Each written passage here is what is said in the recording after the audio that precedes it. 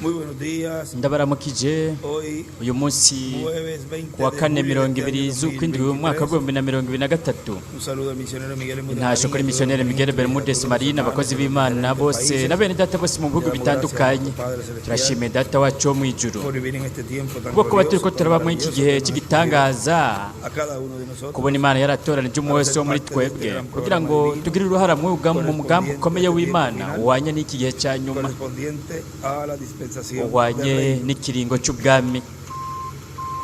Estamos en esta área de este tramo Turi de muri iki carretera, kibanza que es el cy'iki que gice cy'ibarabara, ni ahahuza conecta con la carretera que kiriya ya kibuga cy'indege hace unos meses, hamwe n'ibarabara twariko turakora haheze nk'ukwezi, aho twari twasize beto. ahora se está Rero ubu hariko harahuzwa para luego kugira ngo hanyuma donde tuvimos en el área de tubandanye aho twari tumaze iminsi mu kibanza cy'iburengerazuba, kugira ngo hanyuma tubandanye duhuza iryo barabara riza rivuye kuri urundi ruhande, ni ku ruhande rwa el parikingi otro lado de la rigana ku rundi ruhande rw'ibarabara iryo realizando para twariko turakora conectarla con kugira ngo turihuze n'iri de este lado de la ryo muri ruhande del estacionamiento. rwo hafi ya Así parikingi. que ya estas son áreas que Rero izo n'ibibanza disculpen, van munyihanganire terminadas. biriko biragenda birangizwa ibyo bibanza. La que faltaba, Iki kibanza nicyo cyari gisigaye guhuza ayo mabarabara. Rero uyu munsi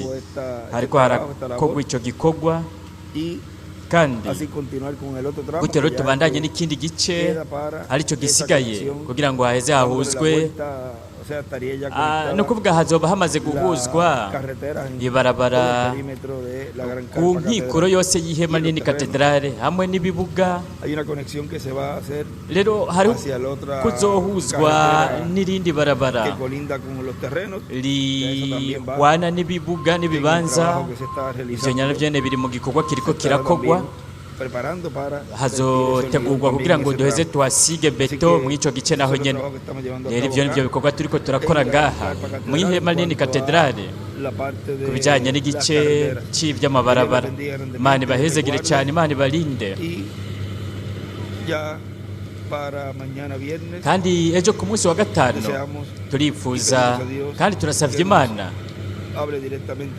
tuvugishe ishikira ubugingo bwacu, imitima yacu, biciye mu ijambo, ubutumwa tuba turiko turumva, biciye kandi no mu nyigisho za Bibiliya izo tuzoba turiko turumva tunaraba mu cigwa citwa ngo ikiringo cy'ubwami, ikiringo cy'indwi aricyo kiringo cy'ubwami. Mw'ico kiringo niho turiko turaba. Imana ibahezagire, Imana ibarinde mwese, mubandanye mugira umunsi w'umunezero wuzuye imigisha iva ku Mana.